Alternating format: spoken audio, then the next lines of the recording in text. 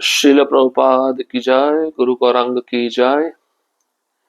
तो कल के सत्र में हमने सुना था किस प्रकार से रोहिणी जो बलराम जी की माँ है वे बताती है कि ब्रजवासी कृष्ण के बिना एक क्षण भी जीवित नहीं रह सकते, और कृष्ण पृष्ठ पर लिखते हैं कि मैं अवश्य लौटूंगा। लेकिन बलराम जी कहते हैं मुझे पता है आप लौटोगे नहीं। अगर आप सच में वृंदावन वासियों की अवस्था को जानना चाहते हो तो अपने बड़े भाई बलराम से पूछो। बलराम जी भी जानते हैं कि वृंदावन वासी आपके बिना नहीं रह सकते। आप एक क्षण छिप जाते हो तो वे आपको पुकारते रहते हैं। आपका प्रतीक्षा में वह सूर्य को देखते रहते हैं। आपकी प्रतीक्षा में वह आपकी मुरली के ध्वनि को सुनना चाहते हैं। आपकी प्रतीक्षा में वह उस मार्ग को देखते हैं जिस मार्ग से गौओं के द्वारा, खुरों के द्वारा जो उड़ी हुई धूल है उसको वह देख सके और समझ सके कि अब कृष्ण वापस आ रहे हैं। तो इस तरह से उनका जो प्राण है वो खत्म हो चुका है। उनके प्राण कृष्ण ही हैं। अब हम आगे बढ़ते हैं। ब्रज के दिन कितने चंचल और मनोहर होते थे जब कान्हा अपने बड़े भाई बलराम, सखा मंडली और गौओं के संग नित्य नूतन खेलों की खोज में वन वन विहार करते थे। सुवासित कमलों से सुशोभित भ्रमरों की मधुर गुंजार और मतवाले जल पक्षियों के क्रीड़ामय कलरव से गूंजते अनेकों सरोवर उनकी राह में आते, जिन पर अनुपम यमुना विलास ब्रज धरा को चूमता था। यमुना के समान ही विंध्याद्री आदि पर्वतों से अवतरित अन्य नदियां भी अपने सौंदर्य से ब्रज की शोभा बढ़ाती हैं। उन तटों पर बकुल पुष्पों की कोमल सुगंध, नवांकुरित हरित घास की मृदु माला, परस्पर प्रेम से निशंक विहार करते पक्षी और मृग, लताओं वृक्षों की झुकी डालियों पर लटके फलों फूलों का भार और मयूरों कपोतों के रसमय स्वर सब मिलकर उन्हें ब्रह्मा के भी वंदनीय बनाते थे। ब्रज की गौओं, भैंसों और पशुओं को वहां किसी भय का लेश भी न था। वे प्रातः चरने और जल पीने जाती और संध्या होते होते स्वयं लौट आती। श्री कृष्ण के लौटने की उन्हें आवश्यकता ही ना थी, परंतु वृद्धा पद्मावती ने व्यंग्य से कहा तो फिर यह क्यों सुनने में आता है कि अभाववश असंख्य गौए और पशु मर गए। ये सुनकर श्याम सुंदर के हृदय में ब्रज स्मृति का विषाद उमड़ पड़ा। नेत्र अश्रुपूरित हो उठे, मुखमंडल मुरझा गया और वे असहाय दृष्टि से बलराम की ओर देखने लगे, जो ब्रज की प्रत्येक पुरानी नवीन कथा से परिचित थे। भ्राता के इस करुण भाव को समझ बलराम के भी नेत्र भीग उठे। वे बोले, कृष्ण मैं क्या कहूं, ब्रज का प्रत्येक जीव, गाय, हरिण, पक्षी, वृक्ष, विशेषकर भांडीर और कदम्ब लताएं, उपवन, यहाँ तक कि तृण भी तेरे वियोग में प्राण त्याग चुके हैं।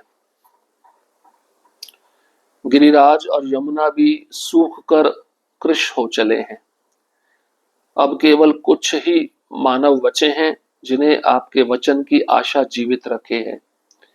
यदि आपने अब दया ना की तो मृत्यु ही उन पर शीघ्र दया करेगी।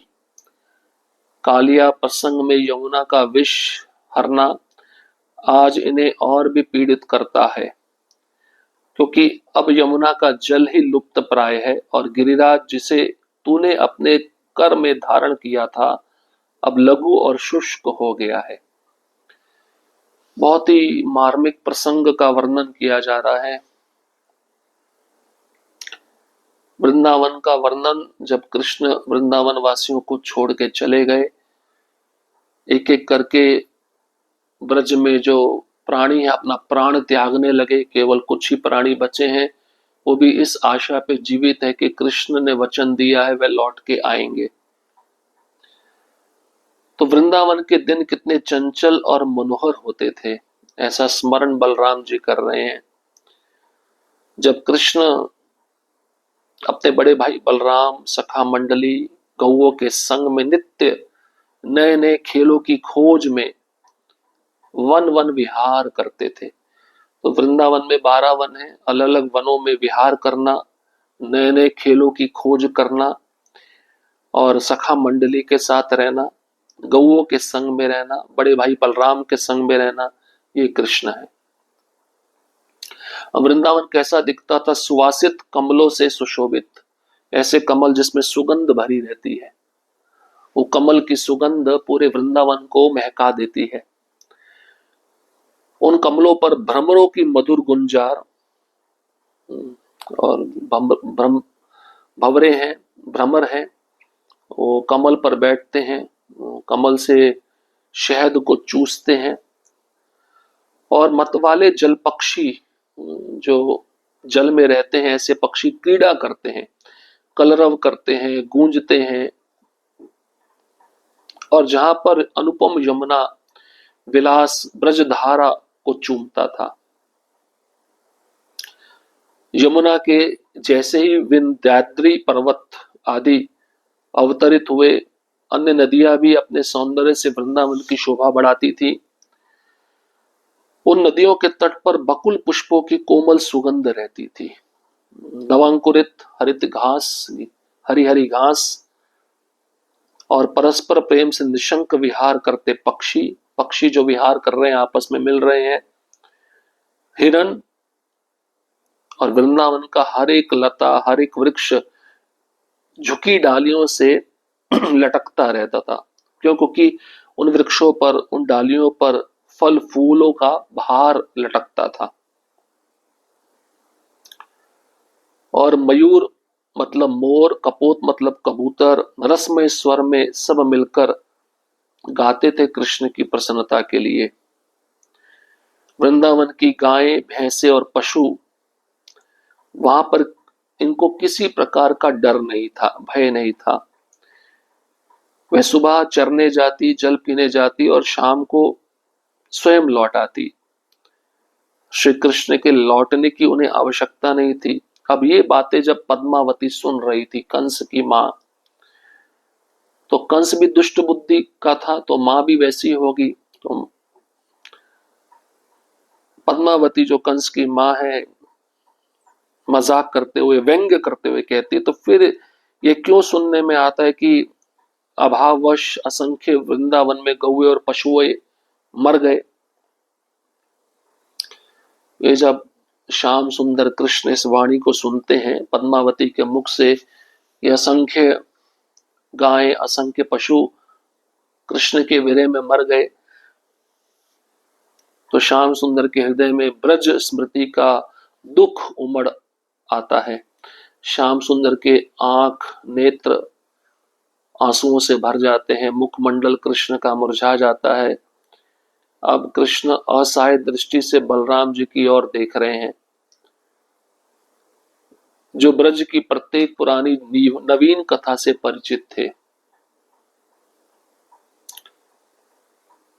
अब बलराम जी ने देखा मेरा भाई रो रहा है, तो बलराम जी भी करुण भाव से रोने लगे। उनकी आंखों में भी आंसू आ गए। वे बोले, बलराम जी कृष्ण को कहते हैं, कृष्ण मैं क्या कहूं, वृंदावन का प्रत्येक जीव, गायें, हिरन, पक्षी, पेड़, लताएं और विशेषकर भांडेर वन में जो कदम्ब वृक्ष है, वहां की लताएं हैं, जहाँ पे कृष्ण और श्रीमती राधा रानी का विवाह हुआ था, भांडेर वन में, उपवन, यहाँ तक कि तृण भी तेरे वियोग में मर चुके हैं, प्राण त्याग चुके हैं। और रही बात गोवर्धन की, यमुना जी की, तेरे वियोग में है कृष्ण गोवर्धन गिरिराज, यमुना जी सूख कर कम होती जा रही है, कृष्ण काय होती जा रही है, सिकुड़ती जा रही है। अब वृंदावन में केवल कुछ ही मनुष्य बचे हैं, कुछ ही मानव बचे हैं, जिन्हें आपके वचन की आशा ने जीवित रखा हुआ है। आपने वचन दिया था मैं लौट के आऊंगा। वो जो बचे हुए मनुष्य केवल यही सोचकर कि कृष्ण लौट कर आएंगे, उन्होंने अपने शरीर में प्राण को बचा के रखा हुआ है। यदि आपने उन बचे हुए मनुष्यों पर दया नहीं की तो मृत्यु ही उन जीवों पर शीघ्र दया करेगी। वे वृंदावनवासी ऐसा सोचते हैं, कालिया प्रसंग में यमुना का विष हरना आज उन्हें और भी पीड़ित करता है कि कृष्ण ने यमुना का विष क्यों हरण किया कालिया प्रसंग में। इससे अच्छा तो ये दृश्य आज हमें देखना नहीं पड़ता है, उस विष को पीकर ही हम मर जाते। तो यमुना का जल भी अब लुप्त प्राय हो चुका है। और गिरिराज गोवर्धन, बलराम जी कहते हैं कृष्ण को, हे कृष्ण, जिसे तूने अपने कर कमलों से धारण किया था, उठाया था, अब गिरिराज गोवर्धन भी कम होता जा रहा है, लघु होता जा रहा है, शुष्क हो गया है, सूख गया है तेरे वियोग में, तेरे विरह में। बलराम के वचनों ने मानो श्याम सुंदर के हृदय में ब्रज वियोग की ज्वाला को भड़का दिया। ये ब्रज जहां उनके प्रियजन न भोजन करते हैं न निद्रा लेते हैं, केवल उनके नामामृत का पान कर किसी प्रकार प्राणों को थामे हुए हैं, किंतु जिनके जीवन का भविष्य अब मानो विशाल शुष्क वन की अग्नि में भस्म होने को है। ये सुनते ही मृदुल स्वभाव श्री कृष्ण करुणा और विषाद से भर उठे। वे बलराम के गले से लिपटकर इस प्रकार विलाप करने लगे मानो वे संसार के सबसे दुखी जन हो। उनके अश्रु धाराओं ने अंगों पर लगी चंदन गंध, उड़भस्म और अलंकारों की रेखाओं को धो डाला।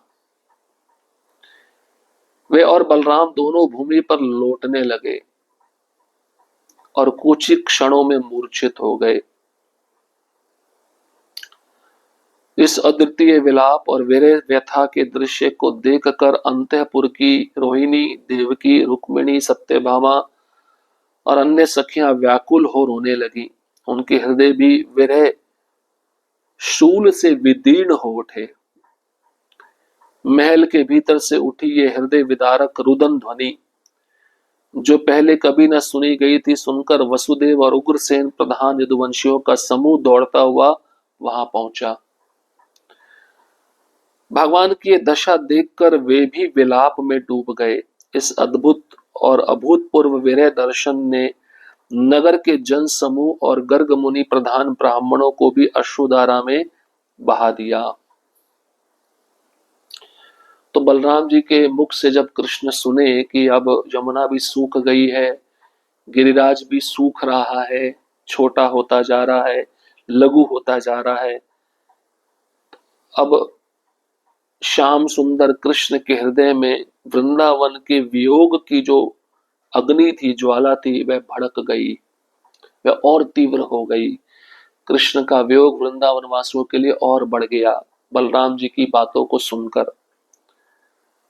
जिस वृंदावन में कृष्ण के प्रियजन कृष्ण के वियोग में भोजन भी नहीं करते, जिस वृंदावन में कृष्ण के प्रियजन कृष्ण के वियोग में निद्रा भी नहीं लेते, केवल उनके नाम का अमृत पान करते हैं, किसी प्रकार नाम उच्चारण कर करके कृष्ण का उन वृंदावन वासियों ने अपने प्राणों को बचाया हुआ है।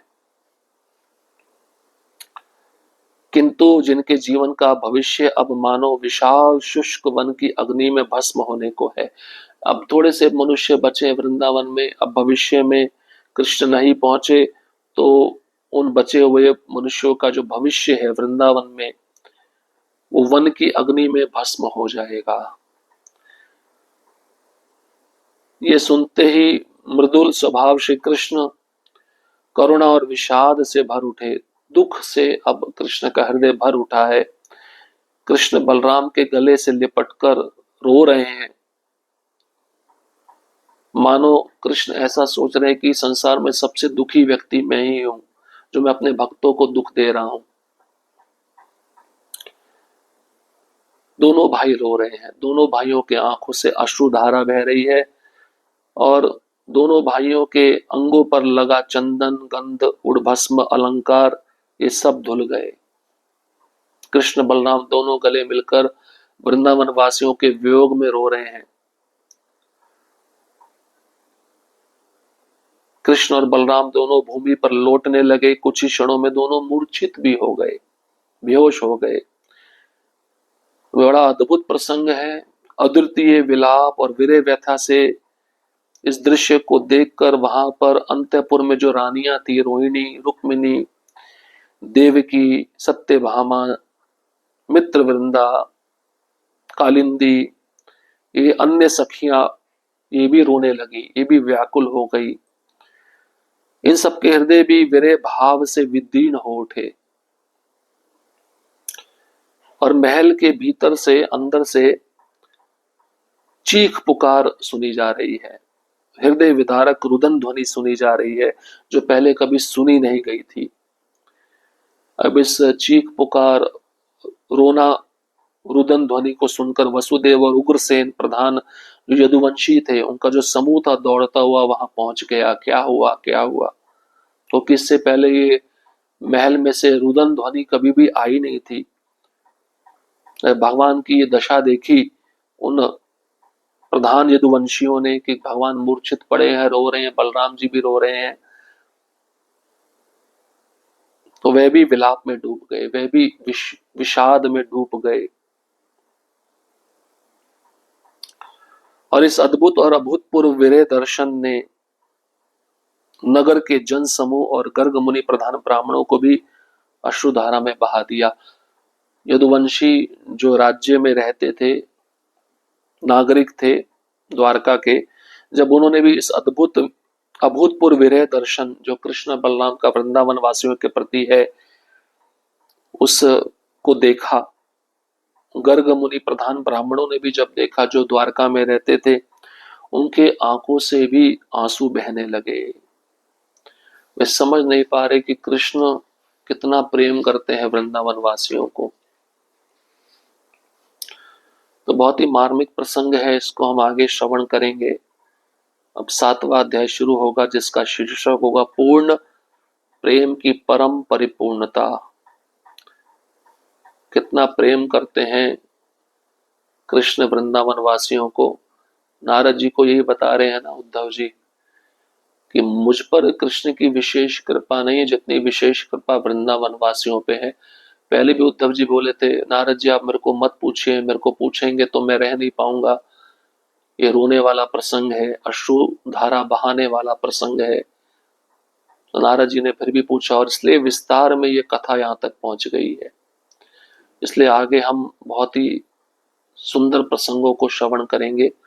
आप ऐसे ही धैर्यपूर्वक श्रवण करते रहिए। हरे कृष्णा कृष्ण कृष्णा हरे हरे, हरे राम राम राम हरे हरे। श्रील प्रभुपाद की जय, गुरु गौरांग की जय।